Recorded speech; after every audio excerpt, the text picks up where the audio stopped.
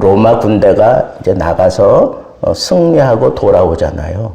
그러면 개선 행진식이 있습니다. 개선 행진식. 그 제일 앞에는 그 정부의 요원들 그리고 원로원들이 앞에 딱 서서 걸어갑니다.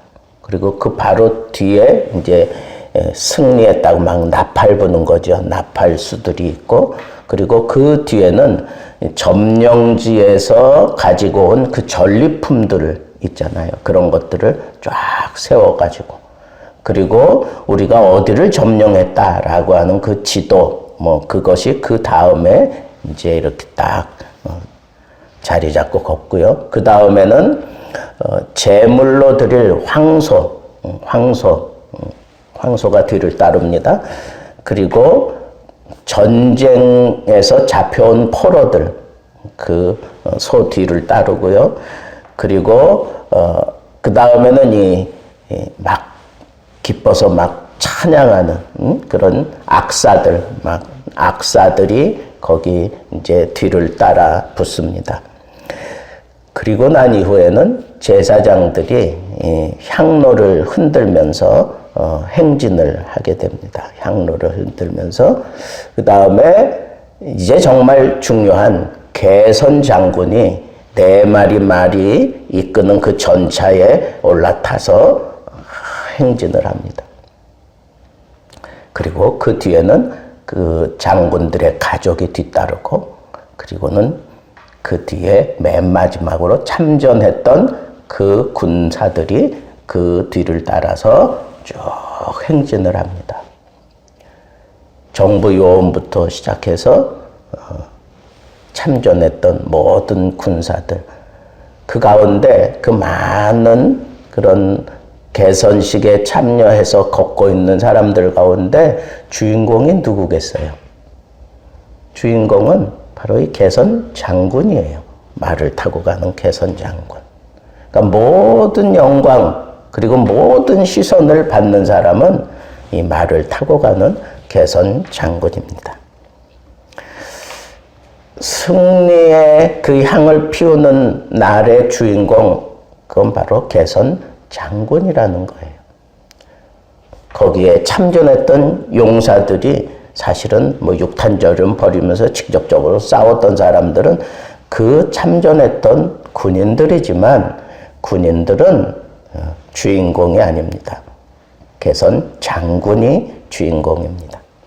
원로위원들은 전쟁터에서 적절한 지휘와 모략으로 적을 무찌를 수 있는 이 장군을 선정해서 보내놓고 승리의 소식을 기다렸을 겁니다. 그리고 나팔수들은 승리의 개성가를 제대로 연주하기 위해서 연습을 부단히 했을 겁니다. 승리의 증표로 전리품들이 챙겨졌을 것이고, 제사장들은 단에 드릴 황소를 준비시켜서 장군을 기다렸으며, 장군의 가족들은 기도하면서 장군이 무사히 돌아오기를 학수고대했을 것이고, 군대에 함께 참전했던 그 군사들은 장군과 함께 승리의 행진을 하며 온 시내에 향을 피워 승리의 함성을 듣고자 기대하면서 열심히 싸웠을 겁니다.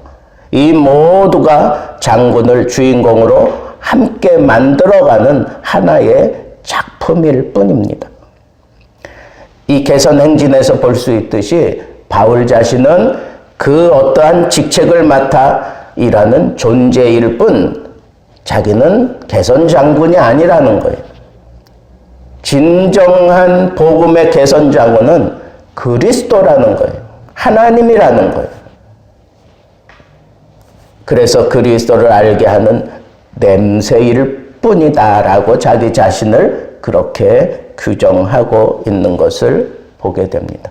아무리 교회를 위해서 고민을 많이 했고 걱정을 많이 했고 불안해하고 그래서 더 열심을 내서 열정을 쏟아서 그 모든 문제들이 수습되었다고 해도 내가 주인공이 될 수는 없다는 거예요. 그리스도가 주인공이라는 거예요. 교회의 주인공은 그리스도라는 거예요. 그리스도 외에 개선 장군은 아무도 없다라고 하는 것을 사도 바울은 분명히 했습니다.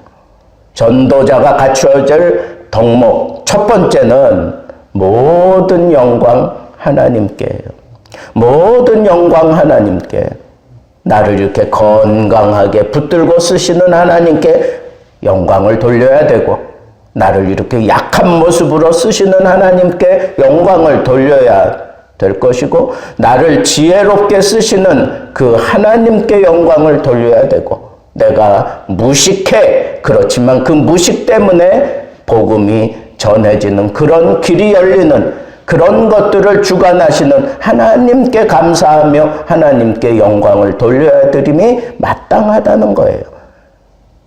내가 복음을 전하는 일선에 서서 죽을 고비를 많이 넘기고, 그리고 남들보다 더 많이 수고하고, 남들이 감히 생각지도 못하는 그런 추위와 배고픔과 어려움과 정말 죽음의 사선을 여러 번 넘었다고 할지라도, 그러므로 인해서 이 복음이 증거되었다고 할지라도 나는 개선 장군이 아닙니다. 예수 그리스도만이 개선 장군입니다. 이 의식이 바울이 가지고 있었던 전도자의 의식입니다. 내가 어떻게 그리스도의 향기를 드러내는 건가? 그건 희생하는 거예요. 희생. 내 전부를 다 태워서 내 몸도 마음도 생각도 뜻도, 그리고 내가 가지고 있는 재물도, 내 가지고 있는 젊음도 시간도, 내 가지고 있는 그 모든 것들을 다 희생하면서 드리는 것, 그것이 바로 향기예요. 그때 피어나는 그 향기를 하나님이 흠양하시고 기쁘게 받으시고, 그 향기가 사람들에게 피워 들어가는 거예요. 이러한 사람들을 오히려 하나님께서는 범사에 승리하게 하시는 그런 하나님을 체험하게 하셔요. 항상 우리를 승리하게 하시는 하나님께 감사한다 그랬잖아요. 전도자는 이런 향기예요. 파고 들어가는 향기입니다. 그래서 우리는 가릴 것 없어요. 그냥 아주 선명하게 그리스도의 향기니까 아주 선명하게 살아야 돼요.